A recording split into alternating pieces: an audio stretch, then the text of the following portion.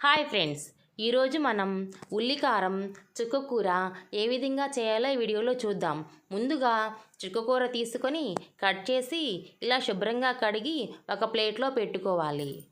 ఇప్పుడు 3 ఆనియన్స్ని తీసుకొని ముక్కలుగా కట్ చేసి ఒక మిక్సీ జార్లో వేసి 6 చిన్నులపాయలు, జీలకర్ర, కారం, రుచికి సరిపడినంత ఉప్పు వేసి మిక్సీ పట్టుకోవాలి.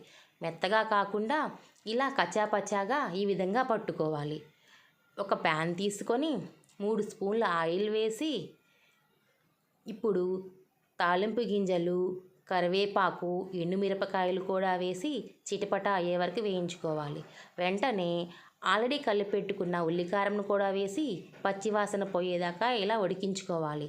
2 టమాటాలను తీసుకొని ముక్కలుగా కట్ చేసి వేసుకోవాలి.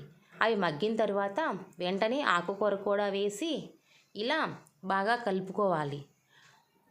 మూత పెట్టుకోవాలి. ఇప్పుడు అది దగ్గర పడేలోపు పసుపు కూడా వేసి కలుపుకోవాలి. చివరిగా కొత్తిమీర కూడా వేసుకొని గార్నిష్ చేసుకోవాలి. మనకు కావలసిన ఉల్లికారం చుక్కకూర రెడీ. మీకు గనక ఈ వీడియో నచ్చినట్లయితే please like, share and subscribe @mauki bhuvan channel. Thank you for watching friends.